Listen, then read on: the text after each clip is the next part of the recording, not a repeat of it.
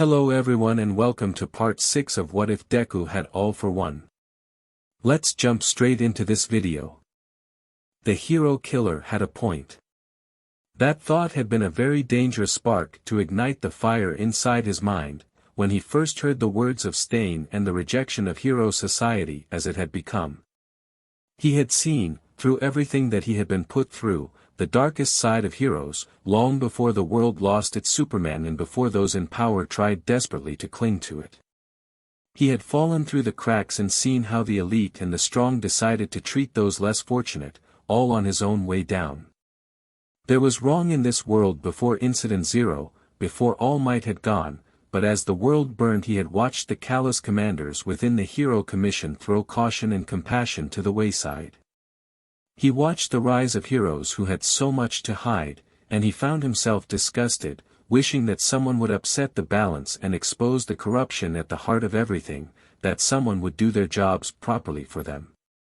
Then he saw a video of a man calling himself a hero killer, and he took his words to heart. It wasn't right. It wasn't fair. The entire country was wrapped in a cycle of forgiving the unforgivable when it came from a hero, and failing to recognize the commendable when it came from someone outside of those hallowed ranks. They had tried to create a world where those who showed true courage and selflessness to charge into battle and protect innocent people were decried as reckless criminals, while the corrupt and indecent continued to draw praise no matter what they did. Collateral damage and brutality were now being touted as useful tools in their arsenals. And yet, there was so much more that could be done if only there were more who would willingly gaze into the belly of the beast and stand firm. No matter what the risk or the cost, they could achieve so much more if people were brave enough to stand as a vigilante and do the jobs that the heroes should have been doing.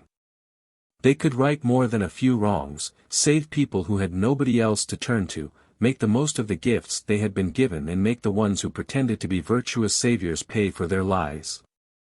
He would do his bit. He would help to cleanse the world of the fakes. Blue flames flickered in front of him as the factory burned. It had been modern and new, a monolith of steel and glass and brick, conspicuous as the most clean and well-maintained building in the neighborhood before he arrived. Now, it was a shell of its former self, somehow still standing but completely devastated from the wave of cyan fury that had washed over it and tore the insides apart. As it should be, everything it stood for made his blood boil. He stood, hands in the pockets of his long blue coat, watching the remaining flames flicker in front of him. The heat emanating off of the factory wafted over him, shaking his long black hair and ruffling the tail of his coat, and for a moment there was peace as he gazed upon what he had done with a sense of satisfaction. A job well done, in a world crying out for so much more. The fire service of this city hadn't made it in time, and even if they made it now, there wouldn't be enough of the building left to save. And yet, despite the appalling actions of the one who owned it, it wasn't the main reason he had come to this city, crawling with the poor and the downtrodden and those who had fallen through the cracks of society to collide with rock bottom as if it were their destiny. No, he had a purpose, as a fire starter, light a flame, and the moths would get drawn to it. He was here to catch a particular moth, and if the rustling of an approaching person was anything to go by, he might be in luck. There was a crunch from under the person's boots as they came to a stop behind him. So this was your handiwork, huh? Stayed behind to admire what you did? He nodded at the sound of that voice, still gazing at the flames. Exactly who he was looking for. Figured you might come and have a look. Exactly what I expected from you. The newcomer growled. Dobby. Dobby smirked at the use of the name he had chosen. I didn't think news about me traveled this fast. I'm touched. Spare me the sarcastic crap, you vandal. What are you doing here? I thought that this might get your attention. I wanted to talk. And what do you think I'd want to talk to you about? A few rumors I've heard, here and there. Some news I wanted to give you in person. Dobby turned, lifting a hand out of his pocket to scratch at the burned purple skin of his neck. Snatch. The intended recipient of his message stood before him, a hulking combat-vested man with a long blonde ponytail and ferocious mustache. Sajin Higawara, a pro-hero, was one of the ones who had cut deals to survive after the sweeping changes to the agency system made by the Hero Commission. Snatch was a brute, with a fierce look in his eyes and with muscular arms which rippled due to the effects of his sandstorm quirk. The man was like a coiled spring, waiting to reform his body and unleash a wave of sand to attack Dabi at any moment. Possibly not a fight he could win, either. Snatch glared at him. News? From a crook like you? I assume this blaze is your news. Crook. You really don't understand me, do you? Dabi folded his arms and returned the look coolly. Tell me, who did this place belong to? I'm not in the mood for games. I am. It's a simple question. The pro faltered first. Seiji Nagamoto. Local businessman, man of honor, pharmaceutical giant who made his money manufacturing quirk specialist medication. Yeah. One of your clients, right? He is. Snatch's chest pulsed in sand for a second. A fine sponsor to my agency.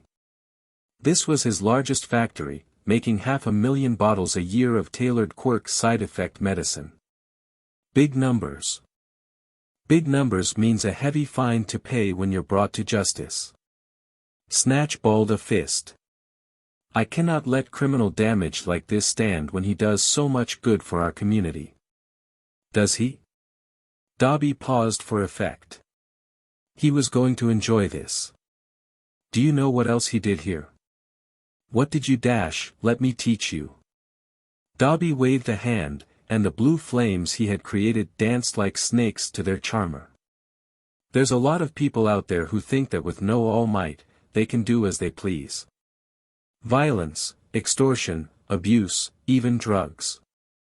Trigger is a danger to all of society. You and I can both agree on something, it seems, villain-vigilante.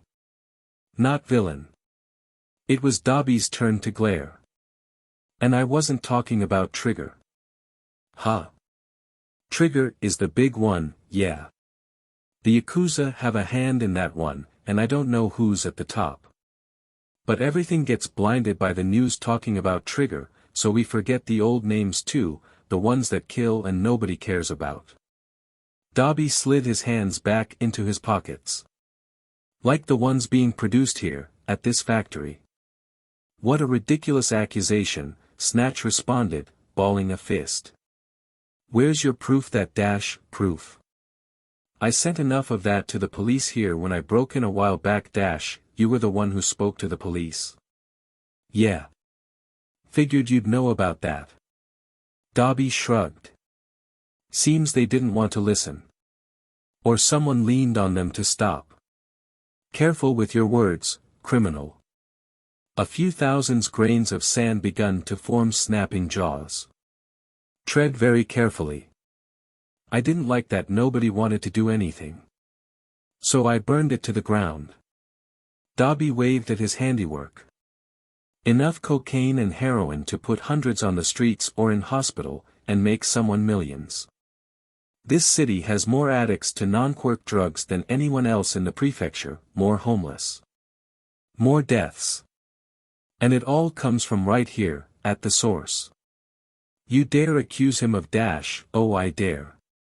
We both know where Nagamoto made his extra money, and so many people suffered because of it. Not anymore. I won't stand for this, coming from someone like you. A respected businessman, and pillar of the community, making valuable medication, and you want to pretend he is a drug dealer to fuel your little spree of destruction? You are sick. Sick. Me. Dabi shook his head. I know you knew what was going on here. And yet you were happy to let it continue? I'm tired of these allegations. Snatch raised both of his sizable fists towards Dabi angrily.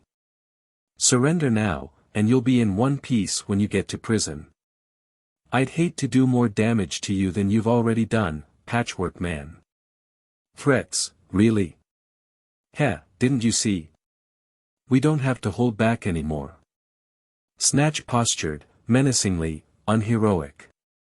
Private heroes with no collateral damage laws to chain us down. I can go all out against someone like you, and the Nagamoto company just pays off any damage bill. You get to watch as the factory you worked so hard to destroy gets built back up, and Nagamoto gets to carry on as if you never existed. Nah. I doubt he'll be doing that. Dabi kept his composure despite the wide grin that was threatening to break out. The hero was so blind. Oh. And what makes you so sure of yourself?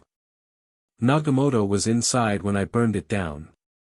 The hero staggered, and Dabi enjoyed every moment of seeing the news sink in.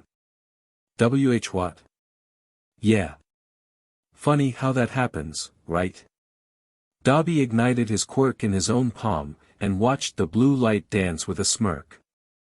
He really tried to come for me when I set his vault on fire. Didn't go so well. You killed Dash. What can I say? He made good fuel. How dare you? Snatch's arms completely melted into 2 tendrils of sand. He had a son. He was a good man, a man who made medicine, who gave to the community. And you burned him alive in his own factory, the business he built with his own 2 hands.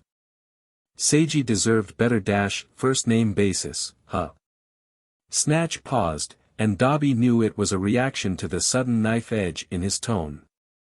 Now he was getting to the heart of why he had come to this wretched and poor city in the first place. What? I know he paid his premium to be watched over by you, but he was more than a client to you, wasn't he? Fire flickered in Dabi's eyes, but this one wasn't a reflection of the building in front of him, this was a brief flash of his anger surfacing. All those gala invites and photo opportunities, the times you went to his son's birthday parties and opened his Kyushu factory for him, he was a friend, after all. You supported him. And so what if Seiji was my friend? You knew, didn't you? You knew what he did in this place, who he hurt, what he made and sold. And you kept quiet and took the money. His money helped my agency take down a counterfeit goods smuggling ring and bring its members to justice. Dabi shook his head at the outburst from Snatch. Everything he thought was true about this so-called hero had been confirmed the moment he didn't deny knowledge of where the money had come from. So that's how you justified it. Turning a blind eye to a man becoming a kingpin. Was the money that good? You burned my friend alive. And you're ignoring everything I say. You don't even try to argue with it. Dabi clenched a fist as he felt the heat rise within him. You watched as your friend cornered the city market for non-quirk-related drugs, and turned a blind eye to the money he made exploiting the poor and desperate.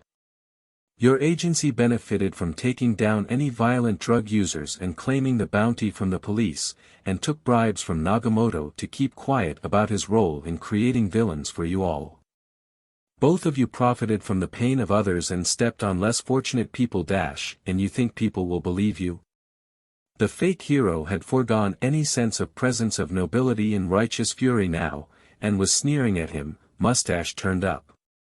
You're a villain so infamous the #1 hero put a bounty out for his capture, who's burned people alive and destroyed property for fun. Fun. Dabi shook his head at the display in front of him. It was pathetic, he thought, how the hero still wished to act as if the only person in the wrong was him. Yeah, I enjoyed the fact that he burned.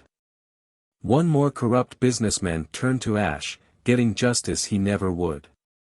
One more city where people can break free of their habits and make a better life. But I don't do this for fun. I do what I have to. Don't give me that crap. I take action against scum, which is what heroes should be doing. What they used to do before All Might fell, before the Agency Act, before earning money and cutting deals meant more than standing for justice. An idealist, huh? Dobby paused, looking the man up and down in his fighting stance. You know the stats for Endeavor, right? The damage he's caused, the lives who have been lost on the sidelines of his battles. Endeavor is our #1 hero. And so we forgive him? An old bully who views collateral as a necessity of a working day, rather than the worst-case scenario? Dobby's fire flared up on his right palm, blue light flickering in the eyes of the Sandman opposite him. I cleanse criminals and abusers in fire, but am called a villain for standing up for what's right. Endeavor doesn't care when he wipes out innocents in the crossfire, and he's the best we have to offer. Why is that the society we live in? You're unbearably naive. The arrogance was back on the sand hero's face. Heroes can't save everyone. Not after All Might died. While kids like you had all their ideas about what they want the world to be, we saw who came climbing out of their holes after we lost the symbol of peace. We had to make the hard choices on which battles to pick and what we could do. So if you don't like the fact we let some of the scum slip by, and want to focus our efforts elsewhere, then wake up. If you don't like us taking money from the rich, then you're deluded to hope for anything better. And if you don't like us being willing to sacrifice those beyond help, the filth we could never truly rescue from their miserable lives, then you're as without hope as they are. TCH. You even monologue like a villain. Bold words from a criminal like you. Snatch balled his hands into fists, and his arms began to dissolve into sand as part of his quirk. I'm done talking. You're coming with me and I'm stopping you today, because there's not a damn thing you can do to win this fight against me. I know. Dobby would have been lying if he said he didn't enjoy the look on Snatch's face after he said that. Huh. My fire doesn't work well against your sand, and you can just reform your arms, so I won't fight. But I won't be coming with you. You're not doing a very good job of running, then, Snatch retorted, and Dobby rolled his eyes at the disgusting laugh of the pro-hero. Why the hell did you come here alone? Dobby saw the shadows behind Snatch flicker, and resisted the urge to smirk. Did I say that? Wait dash. Cold. In an instant, Snatch hadn't known what had hit him. The world turned white in a blast of sheer cold, and the pro-hero was completely neutralized. Dobby was impressed. He knew the kid had talent, and one of the most powerful quirks the world had ever seen, but the technique was refined and he hadn't given his position away at all as Dobby stalled for time talking to Snatch. His ice had completely encased the sand hero in a half-meter thick wall around his whole body, freezing him completely in place. Even if he had been able to activate Sandstorm within his ice prison, Snatch's arms would have been stuck to the walls of the ice block in an instant. Even better, while their opponent was completely immobilized, not a single bit of the ice block had touched any of the buildings around the alleyway. Dobby himself had been completely untouched, despite not being far from the pro at the time of the ice wall. He had only been with his partner for a few weeks, since the press conference on that fateful day tipped the scales and turned years of anger and despair into a desire to strike back and do things a better way. In that short time, he'd realized just how dangerous the kid could be. He smiled now, a patchwork grin. Good instincts, Juhio. The now-named Juhio emerged from the shadows, tugging at the hood he was wearing over his face. I'm still not sure about the name. Dobby cocked his head, teasingly. I don't see you coming up with anything better. Your name choices were terrible. And besides, I need to use a codename in case Sandman over here brought any friends. His companion ran a hand over the ice block, unflinching at the cold. I doubt it, the perimeter was clear when I looked. He paused, and turned to Dobby. Did I do the right thing? To attack a pro-hero like that, he may die if he remains frozen like this. Perhaps. Dobby looked up and down at Juhio. How do you feel about it? I don't want to kill a pro. If they could be exposed and brought to justice, I'd feel happier to spare a life. But I don't trust that the system wouldn't protect them. Juhyo huffed, ice on his breath. I heard everything he said. He only wanted you to get the bounty money from Endeavor, and he took advantage of drug addicts and a friend in high places to profit for his own agency. He corrupted everything a hero should be. I know. We can't even trust the police since they didn't investigate him. There's nobody to give him and the businessmen justice but us. Dobby looked the kid up and down, and he knew what he had to do. He was used to what he could do, and accepted a long time ago that his mission would lead him to violence that would throw scorn on any notion that he was a true hero. He burned people, buildings, homes, all in the pursuit of a better society, but the black marks against his name would bar anyone from viewing him as the bright hope for the new age. Villain was a moniker he expected, vigilante was the best he could hope for. The kid wasn't there yet, and turning him into a copy of Dobby could be avoided. He could still be true enough, pure enough for this corrupted society to be a proper hero in time, and still be involved in the mission to cleanse it, one way or another. This was a better way. Dobby turned to look at the ice block next to him. Can you unfreeze his face? Huh. My fire would melt too much of the ice. Can you? Yes, but do you mind? Sure. Dobby's companion touched the block of ice with his other hand, and slowly the water sluiced away like the trickle of a stream to uncover the face of the sand hero, before walking away to stand behind Dobby. Snatch spluttered, coughing water out of his lungs as it cascaded down his cheeks and dripped from his mustache. TCH. It's you too. The kid, the prodigy. You've partnered up with this scum. He's not the scum I see around here, Juhyo said, voice even, and Dobby noted how his companion refused to look at the pro-hero. You disgust me. Why you Litherk? Dobby had reacted before the hero could properly come to, and had reached forward to stab a knife through the forehead of the pro as he was encased in ice, watching the life fade immediately from those hardened eyes. Figures. His quirk extended to his limbs and upper body but not his head. An easy target when you work it out. Juhyo had started from behind him, and Dobby realized he had made the right call. The kid wasn't used to death, and he needed to be kept away from that. You did that for me. It's best if you keep your hands clean. Dobby wiped blood from the knife as a force of habit, and dropped it on the floor. He activated his quirk in an instant and concentrated it on the knife, cremating the handle and melting the metal of the blade into a puddle. I've done this before, but you haven't. Best we keep it that way. Juhyo nodded, and met his gaze, his face stoic. Thank you. Dobby didn't usually smile, but that had changed since his partner had arrived, and he felt nothing but pride in this moment. He allowed himself the warm smile to creep in. Hey, I know you ran away a few months ago, but we've only been together a few weeks. We still have a lot for you to get used to, and there will be things I'm comfortable doing which you won't be. I get it. He placed a hand on his companion's shoulder. Leave the worst to me. I will. Juhyo shivered. This place is awful. Do you see what we're up against? Dobby waved a hand lazily, and watched his companion take in the burning factory, and the body of the hero they had cornered, blood running down the ice. Corrupt heroes willing to turn a blind eye provided they're paid enough. Hypocrites who are happy to let the world burn, but on their terms, not ours.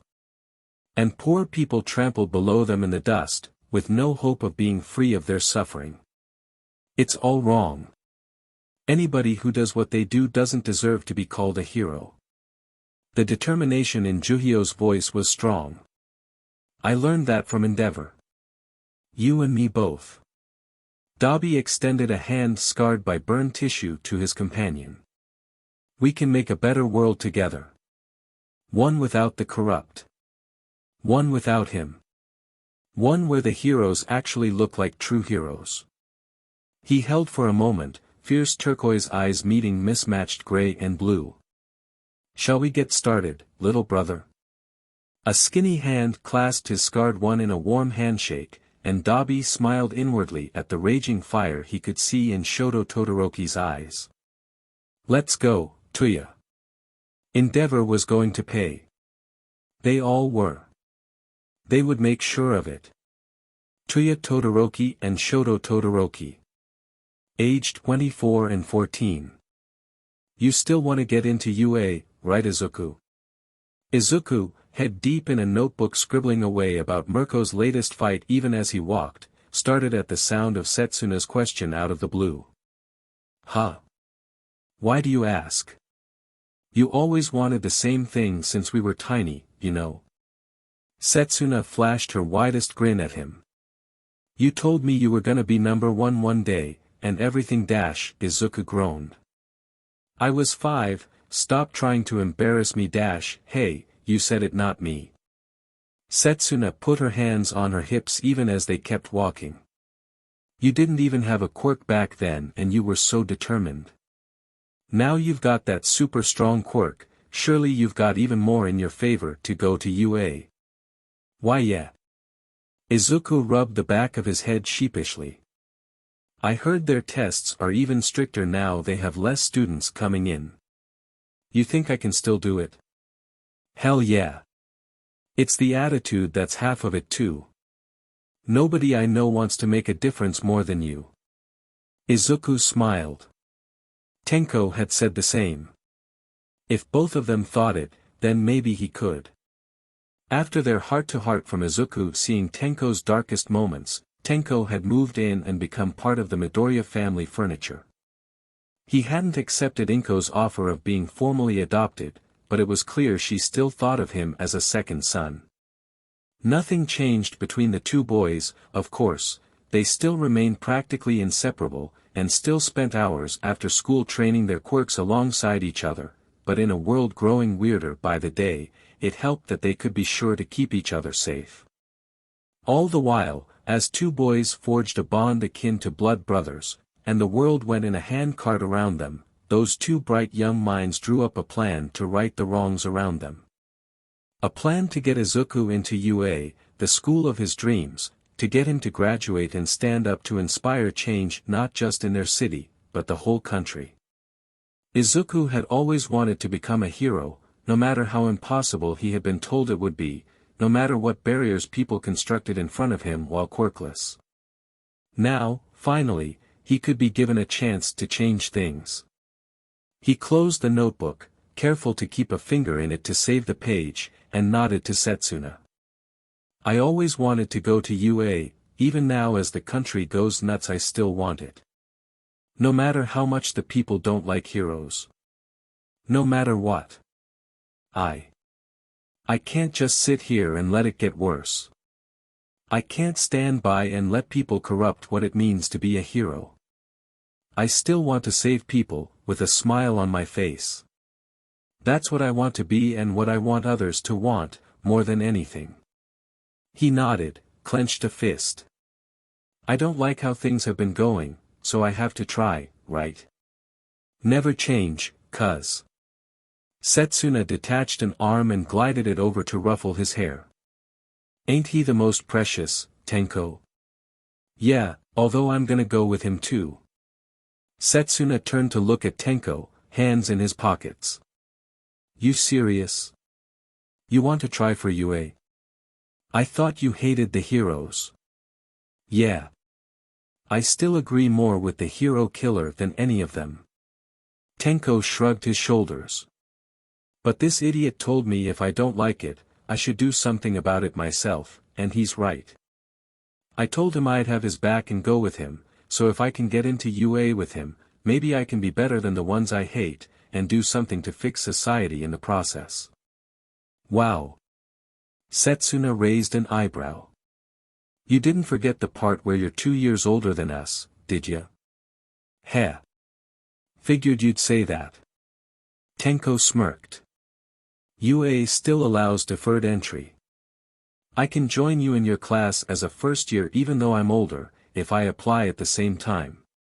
Guess this means I get to cheese the early levels. Damn. Kinda sad you think you'll be doing better than us, 10-10. As if UA is gonna be easy. Izuku shared a look with Tenko. They knew it wouldn't be easy, but then nothing worth doing ever was. This was the goal they had decided to nail their colors to the mast for now, if things got worse or things got insufferable, they would have to reconsider, but if there was any hope of changing anything, they would have to lead by example, and show people there was a better way. We're ready. I know it. That's the spirit. Setsuna pointed finger guns at the pair of them. I'll get you both the application form tomorrow when I swing by to see my friend at Fondo High. Aldera might not like heroes anymore, but they ain't gonna stop us. Thanks, Setsuna. No sweat. She stopped for a second, underneath a sign pointing to Tetsuan Station. Say, why did you even come this way again? You stupid lizard.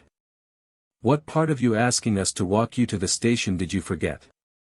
When Setsuna had told them that she was heading away for a day and needed to leave Mizutafu, Izuku and Tenko had agreed without hesitation to walk Setsuna to the station after their brief interlude of training. Not that she wasn't capable of defending herself in case any unsavory types came for her, of course. Izuku had seen firsthand just how much Setsuna had trained herself and her quirk when she laid out a random vagrant who had tried to rob their group for lunch money one day. No, this was more of a reaction to the area being unfamiliar. Yakuza seemed to be more and more common around Mizutafu, Esuha, Kamino and Tokyo these days. Not only that, but they seemed to be getting bolder, traveling around in larger groups, making their presence felt. If they were out there, then it was best to band together too, especially around a busy hub like Tetsuan Station with so many unknown people. As they approached the busy intersection near the station and the formidable railway bridge across the road, however, something didn't seem right. There was a commotion up ahead and a few gasps and screams from people, almost as if a fight was going on. This in itself wasn't unusual. While it hadn't become a crime-ridden metropolis on the level of Kyushu or Esuha, Mizutafu was seeing increasing crime which the police couldn't cope with entirely. Most of these situations could be ignored and passed by as someone else's problem. Most of these situations didn't involve the sudden appearance of a giant beast-headed man growing to the size of an office block in the middle of a busy intersection, right by the station. The ground trembled underfoot as the brute reached his full size, and gave a deafening bestial roar as if challenging anyone to come forward. Izuku saw the giant appear right before his eyes, veins pulsing and engorged, a hazy look in his eyes, and he knew this was trouble. Sheesh, Tenko said, slowly slipping one glove off.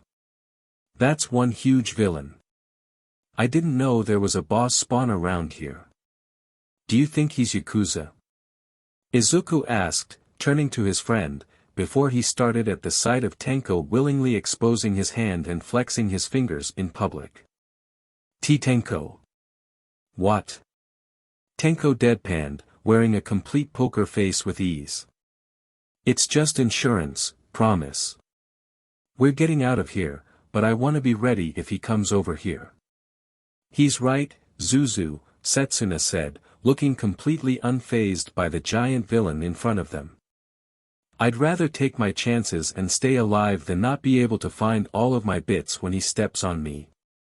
Looking after number one is the way, Tenko agreed, shaking his fringe out of his eyes to glare at the behemoth. We aren't looking for a fight, but we've gotta protect ourselves if he does come this. I knew you'd understand, 10-10. Although if you wanna start looking for my bits any time soon then feel free not the time, you too. Izuku flushed red as Setsuna's wild side came out in full force, and he shook himself as his cousin cackled. Alright, self-defense, I get it. Let's keep moving before he stands on us. As if to demonstrate Izuku's point, the enormous beast-headed man roared out, thick blue veins bulging on his neck and limbs, before he lashed out with one monstrous arm. With a sickening crunch, he tore through one of the energy poles rising from the street to stand alongside the railway, and the screams of the crowd horrified Izuku as the metal tower crashed to earth. There were people under there as it landed, and nobody in sight to help them, and Izuku and his group stood frozen no more than 100 meters from the chaos as it unfolded, unable to bring themselves to flee at the sight before them. "Where are the heroes when you need them?" a lady shouted, dragging her winged toddler child behind her as she fled. "There are people trapped under there. What are we gonna do? Can't anyone stop this guy?" "You're welcome to try," the bestial giant yelled, swinging a fist the size of a car into the side of a multi-story car park and laughing as he pulled cars from the gaping hole in the building, raining them down on innocent bystanders. "What the hell happened?" Tenko shouted, bracing his skinny legs as the ground shook from the footsteps of the villain and from the impacts. "Why is this guy entering rage state here?" "Guy stole a handbag from a woman and took trigger when the boyfriend fought back so he didn't get beat," replied an older man in a business suit, as he ran past Izuku's group. "He's on a fucking rampage, man. Trigger." That one word gave Izuku more of an explanation than any of the others. Trigger was a name that every kid knew, heard on the whispers of the dark sides of the internet and in the shadows of the alleyways you weren't supposed to go down. Quirk enhancement drugs like nothing the world had ever seen before, Trigger sent people almost into a berserker state with a rush of blood to the head and a boost to their quirk factor. It was a good high and a means to overpower anyone in a pinch. The Yakuza had taken to handing it out like candy as a reward for anyone willing to do their dirty work, and there were whispers as to people making money in the underworld arming low-level thugs with stockpiles of the drug to create their own instant foot soldiers. The police just couldn't cope with how much of it was getting out there, or where it was coming from, and so villains like this with their pulsing blue veins pumped full of the stuff were all too common these days. Vile substance. No match for true power. He shook his head as that thought bounced around his skull. He had no idea where it came from. "Guys. Yeah, I don't think I'm getting that train," Setsuna said, grimacing. "Not good. I wanna stop him, but we can't, Izuku," Tenko said, staring at the giant man. "Not if you want to get into UA. If we get arrested as vigilantes taking him down there's no way back." "He's right, Zuzu. We've gotta go, no matter how much we wanna help." Izuku found himself grinding his teeth. "Right." Izuku made to spin and run off. "Let's get out of dash, thump." As Izuku span on his heels to get away from the rampaging giant, he found resistance as he ran into someone.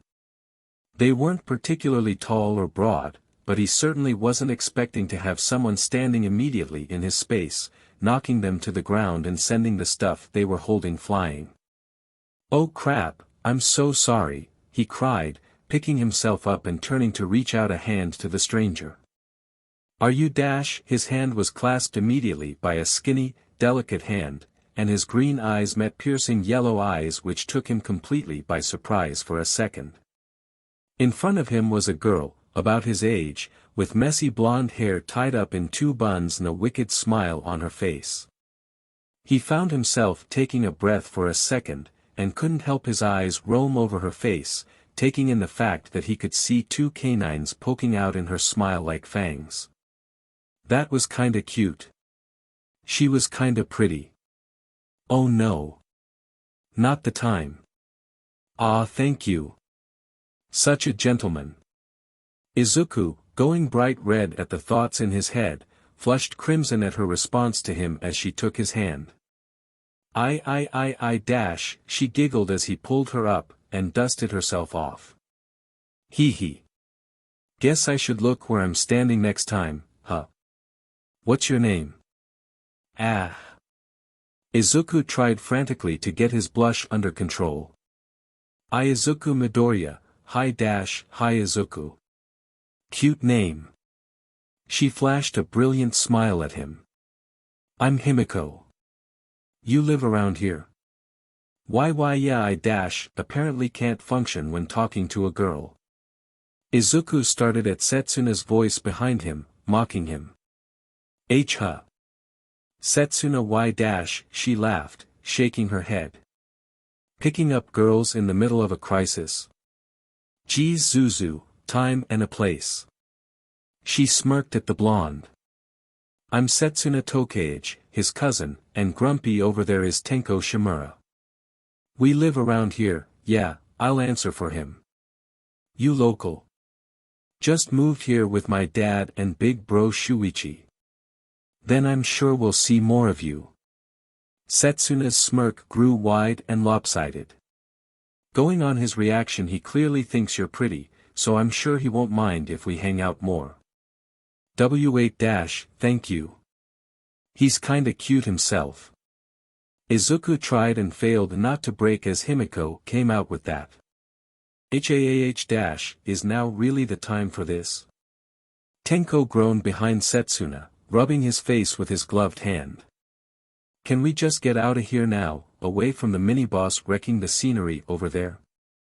Relax, we're at a safe distance now, Setsuna said, waving him off. We should be fine around these parts if Nerdface over here wants to do notes on his quirk. Tenko, tutaying at her, reached down and picked up a notebook off of the floor. Speaking of that, Aizu, you dropped your holy Bible. Huh. But I've got mine still. Izuku frowned, waving his own book at Tenko to prove the point. Whose is ? Oh, that's mine. All three of Izuku's group looked over at the new girl Himiko, as she gave a little awkward wave and took the book off of Tenko. Huh. She almost looked bashful. I kinda was taking notes on the big guy over there when I made Izuku fell over. Sorry about that. You. Izuku's eyes were wide as saucers. I do that too. We can ph. Tenko had placed a gloved hand over his friend's mouth, and groaned. Great, another quirk nerd. Keep this up and he'll ask you to marry him. Izuku shook himself clear of the hand over his mouth and glared at Tenko. Hey. What was that for? It's bad enough watching you try and flirt, I don't want to lose you to another classic Izuku mutterstorm in the middle of a boss fight I'm not flirt look. Izuku didn't get to finish his sentence as suddenly, out of nowhere, a flash of brown swung over the heads of his group and the bystanders towards the villain, swinging on streetlights and telephone poles to get over the crowd and into the action. Other bystanders and commuters gasped at the sudden arrival, throwing himself through the air, before landing in between the crowd and the giant villain as if to present himself as a barricade. Have no fear, people of Mizutofu. He's here. It's Kamui Woods. I'm your biggest fan, came a cry from the crowd, and the cheers intensified. The hero who had just arrived straightened up. Nobody would ever mistake him for another hero. No other hero in the country looked like a polished oak statue, with skin entirely made of wood, or wore a bundle of roses on their waist like an emblem. He was short, paling in size even to nearby bystanders, let alone the villain, but he spread his tree-like arms wide and made himself look huge as branches shot out like the tail of a peacock to make him look bigger, and protect those behind him. Kamui Woods glared at the villain, a frown forming on his wooden face. Stand down, sir. You've done enough damage here today. Heh, you really think you can take me on with that puny arbor quirk? This trigger shit is way out of your league, Woods. I'll crush you. Don't say I didn't give you the chance to come quietly. The hero shook his head. Fine, then I'll arrest you myself. Get away from me or I'll break you like a twig, growled the giant, as he flexed his monstrous arms and roared to the heavens, the epitome of evil in that moment. Not today, villain. Kamui Woods shouted, grabbing onto a nearby shop corner with an arboreal limb and launching himself into the air to go on the offensive. This ends now. Wow. Izuku was starstruck all of a sudden from the back of the crowd where they were, as he watched the hero throw himself into action. That's Kamui Woods. He's still a private hero, but he really works hard to ensure justice for all, and look after us all round here. He's making a big splash around here as a new hero for his work with the police. The blonde girl, Himiko, shot a look at him as she scribbled a few notes in a scrawl Izuku could barely read. So you're a fanboy, huh? Hey. You're writing notes too. Izuku blushed red again. Some quirks are really cool. Oh. She raised an eyebrow at him. Some quirks. Not some heroes. No. He paused for a second. I want to be a hero, but I want to be a better hero than what we have. One that protects people and puts a smile on their face, one they can have faith in. Kamui Woods is like that, but we don't have too many of those these days. She looked at him then, with a strange expression on her face, as if something had piqued her curiosity. Huh. You really think you can do it? I hope so. Izuku smiled at her. Someone has to try, right?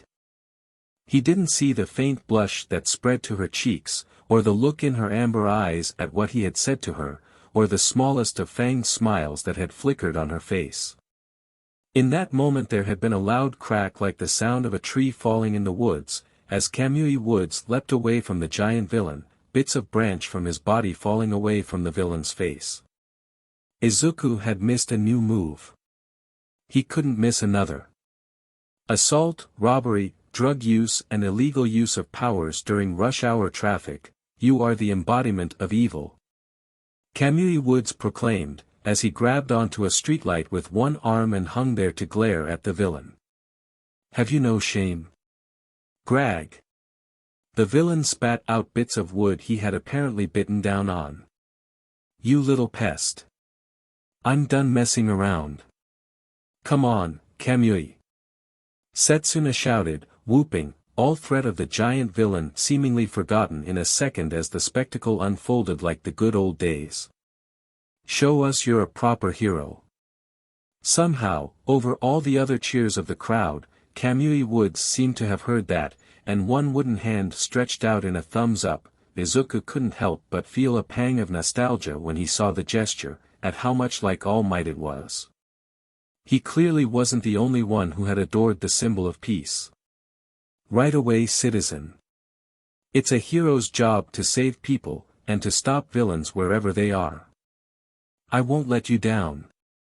Ha ha ha. The laugh of the giant villain came out like the bark of a mad dog. And what do you think you'll do to me, Pipsqueak?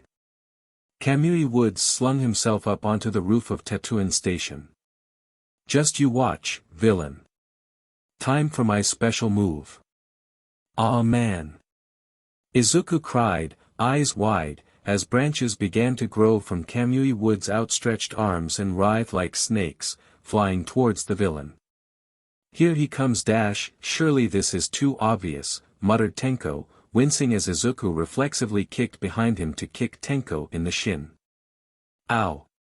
Hey dash, preemptive. Binding. Lacquered chain dash, canyon cannon. The whole scene turned into absolute chaos in one moment. As the tendrils of wood shot at the giant villain, ready in an instant to secure him and completely immobilize, a deafening bang had come from the right of both Kamui Woods and the giant terrorizing downtown Mizurufu.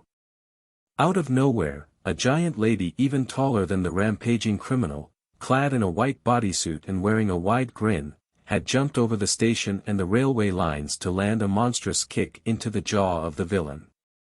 Blindsided, the villain crashed backwards and landed with a crunch on a nearby clothes shop, the screams of those inside at the time audible to those on the ground.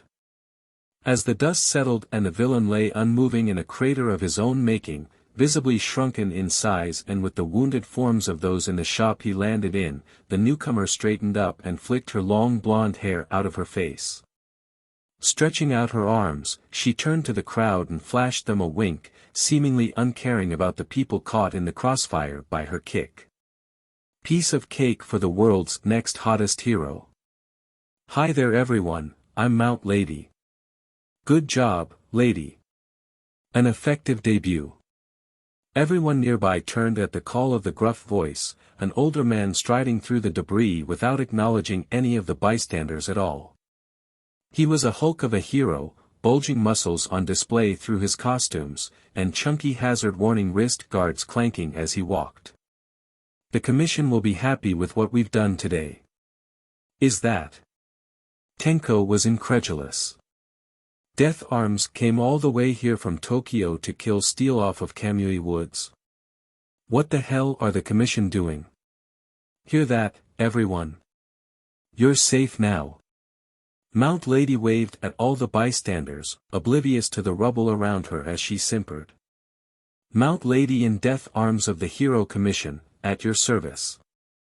We'll be taking this villain now into commission custody, so you can get on your way.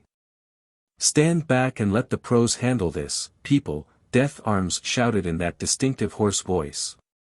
This is our scene now. There was a brief pause for a second.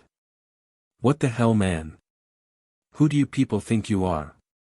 Kamui had that covered, you clowns. Look what you did to my shop. You're not heroes, you disgraces.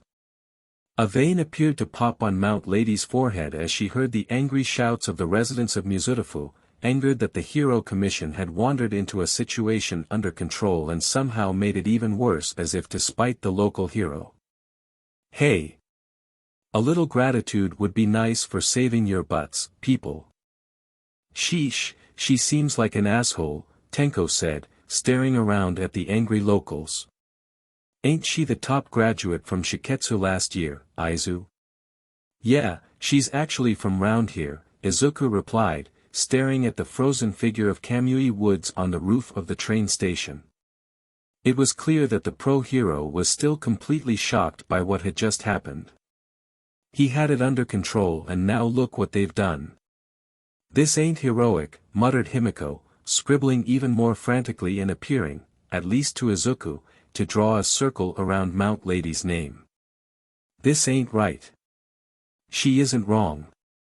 This time Izuku agreed with his inner voice. After a moment of incredulity, Kamui Woods appeared to shake himself down and leapt off of the roof of Tatooine Station to land in front of Death Arms and Mount Lady. What do you think you're doing? This is my business as the pro-hero responsible for this jurisdiction — commission orders, rookie, Death Arms growled in response, as Mount Lady loomed above. We got told to come here and seek out trigger users to take in for the commission. You got a problem, you take it up with them, not me. No, I can't stand for this. Kamui Woods cried, branch offshoots sprouting from his back like the spines of a hedgehog. I had this under control and now you're telling me you're taking him away before the police arrive. You've not even secured him or made sure the trigger has worn off — and when it does, he's ours. Death Arms punched his two meaty fists together and glowered at the wooden man. Don't interfere with our duty, kid. No, you stop interfering with mine. Kamui Woods did not appear shaken by the veteran in front of him. Under the laws of this city, I am required to administer a trigger antidote, take him into custody, and bring him before the chief of police to be arrested and stand trial, here in this city. The commission don't get to trump justice no matter how much you may wish to steal the spotlight from pro-heroes trying to get by. He's resisting us, sir, Mount Lady shouted over her shoulder to Death Arms, as she looked down on the villain she had tackled. Interfering with the duty of pro-heroes of the Hero Commission is a crime — good memory, lady. Death Arms cracked his knuckles, raising his fists and striding towards Kamui Woods with a glare. Last chance. Get out of our way, small-timer. Call yourself heroes. Kamui Woods was fuming, and splayed his branched arms in a defensive stance. Back down, before I call the police. As if you think they could do anything. Death Arms barked, the laugh of a smoker. You brought this on yourself. In a blur, the scene erupted into pure chaos. The crowd in front of Izuku and his group screamed and scattered, and through the melee Izuku saw Death Arms throw a right hook with his beefy arms straight at the local hero. Kamui Woods reacted instantly, ducking underneath the punch and grappling with one wooden arm to wrap around the torso of the older pro and launch him away with a throw, sailing past Mount Lady and the fallen villain to crash through the front window of a nearby shoe shop. Watching her mentor be thrown away so easily by Kamui Woods, Mount Lady turned her back on the down trigger user and howled at Kamui Woods, rushing towards him in a few earth-shaking strides to wind up for a kick. Titan Dash, lacquered chain tripwire. The bigger they are, the harder they fall. Faced with a charging heroine at least 10 times the size of him, Kamui Woods reacted instinctively in the only way he could, and Izuku marveled at the pro's ingenuity. Any direct attack from his branches would have been met by the sheer wall that was Mount Lady and would have snapped his branches as if they were nothing, so Kamui Woods used her own size and momentum against her. Pulling himself to the side of her charge and reaching out with one arm of solid wood, he turned it into a single straight barrier of wood and launched it across the street, burying it into the roof of a nearby shop. He was safe out of the way, and the giantess shins collided with the firm wooden trip hazard he had created, meaning that her charge had become her own worst enemy. She was going down hard. Wait, the harder they fall. Oh no. As Mount Lady yelled out and smacked her face on the side of another clothes shop, bloodying her enormous nose, she reached out with her massive arms and carved chunks into the side of an office block as if to try and stop her fall. She still face-planted into the pavement with a thud that shook the whole neighborhood and laid Tenko flat on his ass, but now her massive hands had clawed out part of the building next to them, and rubble was falling onto them. Onto Himiko, stood frozen beneath a chunk of concrete the size of a piano, which would crush her in an instant if he didn't act. No. Air Force smash. He moved without thinking. Almost as if everything was in slow motion, he raised both his palms out towards the piece of rubble descending from the heavens, and felt black and red lightning crackle around his biceps, under his shirt. With a cry, he pushed with all the force he could manage in his palms, and inwardly breathed a massive sigh of relief as he watched the blast of air blossom upwards from his palm. Ripping through the concrete as if it were papier-mâché, the chunk of concrete disappeared into dust which rained down on all those in the alleyway, safe and sound from any injury. Wincing slightly as a tiny chunk hit him on the hand and caused a gash which started to bleed, he turned immediately to Himiko, who was standing there as if dumbstruck by his actions. "Are you okay? You're not hurt, are you?" Now he had the opportunity to see the faint blush on her face, the look of awe in her eyes, as she looked at him and bit her lip shyly for a second. "Dang, Izuku." He flushed. "Hey, I just wanted to help Dash, I know." She smiled at him, no trace of anything in her eyes but gratitude and admiration. "You kinda saved me." "Thank you, Izuku." "You there. The green-haired boy." Izuku was shaken out of the brief moment in which he got lost in the amber eyes across from him by the sound of Kamui Wood's voice from the street, and turned to see the pro staring at him with wide eyes. "You was that your quirk? The air blast just then?" Izuku hung his head. He had been seen using it in public by a pro hero. This was trouble. "Why yeah dash Izu." Tenko hissed from the floor, alarmed. "What are you doing? You can't go admitting that just like that dash, well done." Both the boys froze. "Huh." Kamui scratched the back of his head with a distinctly wooden sound. "I know I shouldn't approve of public quirk usage, but you just acted in pure defense out of instinct, and saved someone in an instant. You did well." Izuku melted, completely sheepish. "TT thank you, sir." "Don't call me sir, I'm not that old." Kamui Woods cocked his head to one side. Are you planning on becoming a hero? Yes sir, we all are. Izuku gestured to Tenko and Setsuna, who stood like rabbits caught in headlights because of his unfailing honesty. We all want to go to UA. My old school. Kamui Woods nodded and gave Izuku a thumbs up.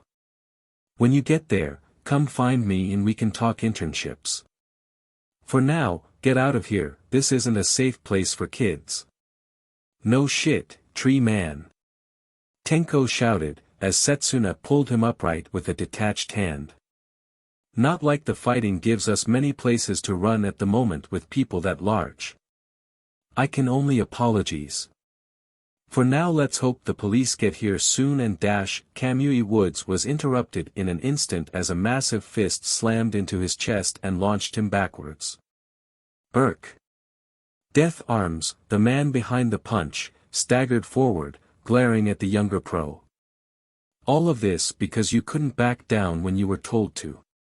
You're lucky you have good sponsors, kid, because you're a sorry excuse of a pro hero.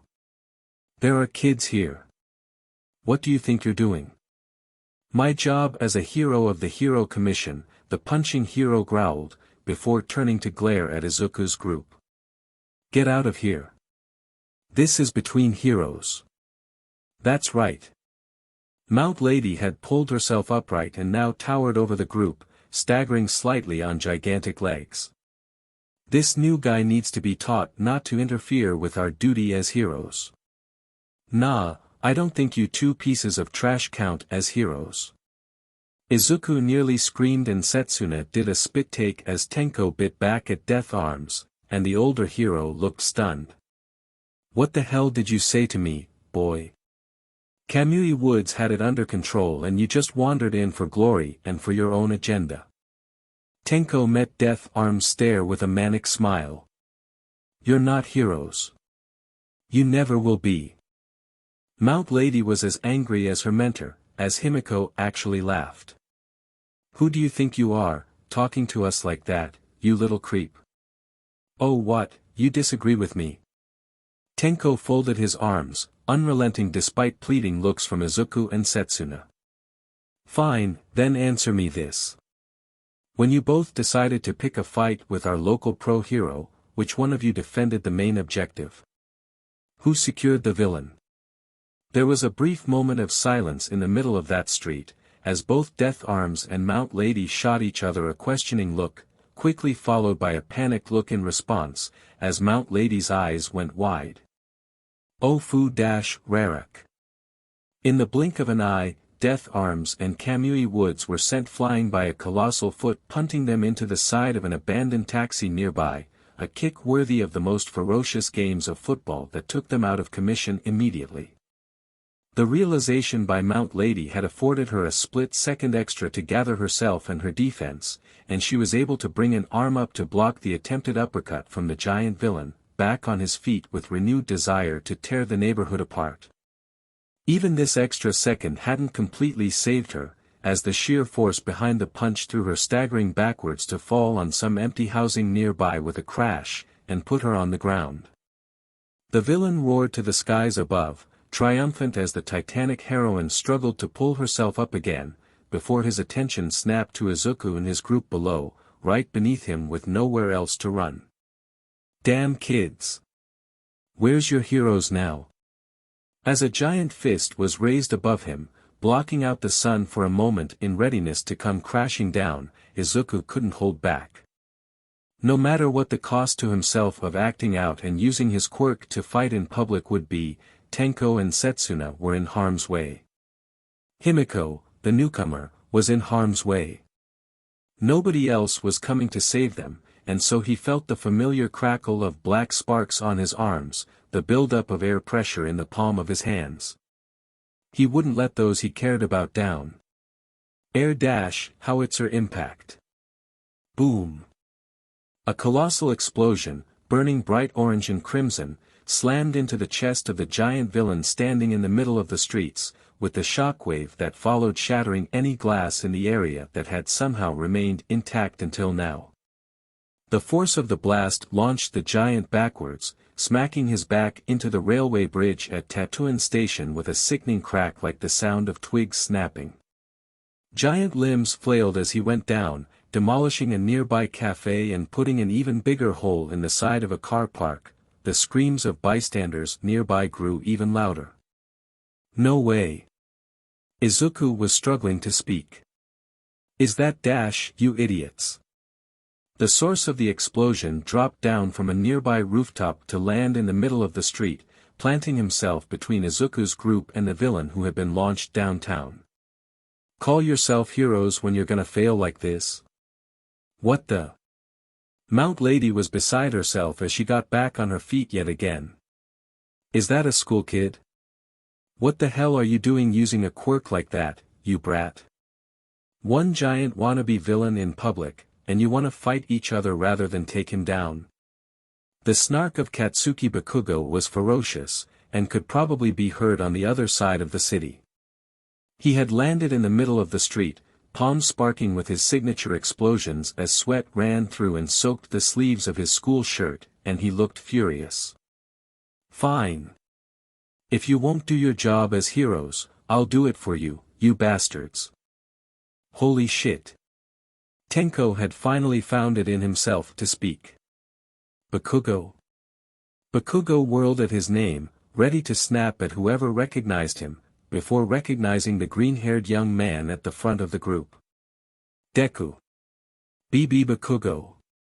Izuku found himself squeaking. "What are you Dash? Shut it, you worthless loser. I'm gonna go beat that villain up." His palms crackled. "Get the hell out of here before I set you on fire as well, you bastard." As Bakugo launched himself forward at the struggling giant villain, still somewhat embedded in the railway bridge, Mount Lady hurled herself upright and began charging too, hurling obscenities and screaming about a kid breaking the law as a vigilante and trying to take her victory. For a brief moment, Izuku found himself tensing up, before as he took a step forward, a skinny hand grabbed his and pulled him. "Huh. This is our chance to get out of here," Himiko said, shooting him a pleading look and pulling him down the street away from the fight. "Let's go, come on." "She's right, Zuzu," Setsuna shouted, hauling a stunned Tenko in much the same way.